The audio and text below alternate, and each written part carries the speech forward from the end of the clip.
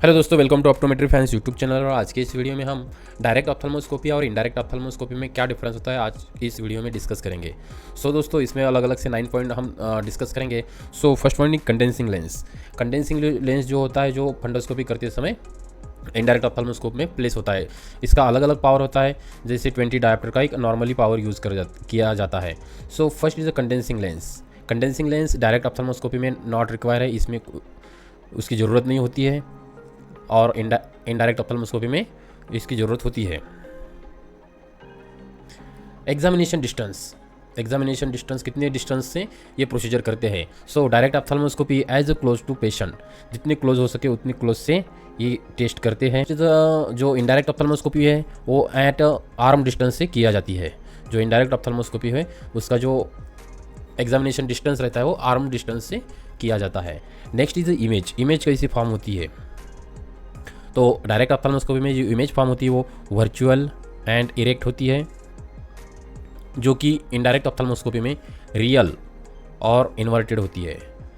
ये जो पॉइंट है दोस्तों, आपको बहुत अच्छी तरह से याद रखना है, क्योंकि एग्जाम में बहुत बार पूछा गया है और पूछ सकते हैं कि डायरेक्ट ऑप्थेल्मोस्कोपी में इमेज कैसी फॉर्म होती है। तो डायरेक्ट ऑप्थेल्मोस्कोपी में वर्चुअल एंड इरेक्ट और इनडायरेक्ट ऑप्थेल्मोस्कोपी में real and inverted image form होती है। Next is the magnification. This is also very important points. Magnification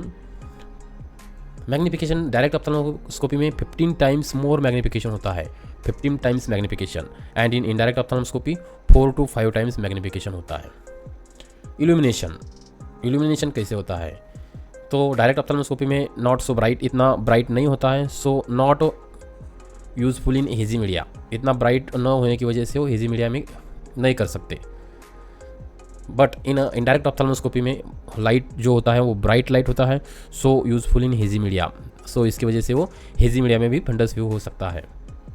area of field in focus, कितना एरिया ये होता है, व्यू कितना दिखता है इस प्रोजेक्ट से। डायरेक्ट ऑप्थेल्मोस्कोपी से about 2 disc diameter, 2 disc diameter मतलब 1 डिस्क डायमीटर मतलब 1.5 mm एंड 2 डिस्क मतलब 3 mm का व्यू होता है।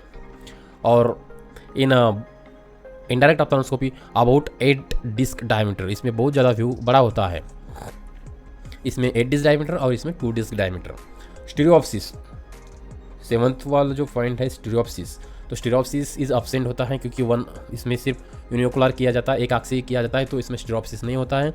बट इनडायरेक्ट ऑप्थेल्मोस्कोपी ये दोनों आँख से किया जाता है, बाइनोकुलरली किया जाता है, इसमें स्टीरियोप्सिस होता है, इसमें प्रेजेंट होता है स्टीरियोप्सिस। Accessible funds view,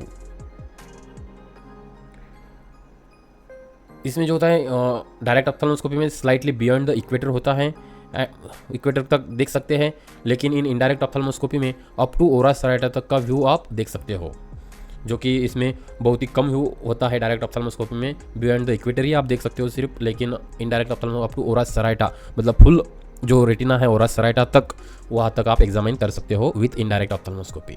now the examination through hazy media का एग्जामिनेशन कैसे करते हैं इसमें। अगर डायरेक्ट ऑप्थेल्मोस्कोपी है तो इससे हेजी मीडिया पॉसिबल नहीं है एग्जामिन करना, बट इन इनडायरेक्ट ऑप्थेल्मोस्कोपी में ये पॉसिबल है, क्योंकि इसमें ब्राइट लाइट होता है और व्यू भी बड़ा होता है।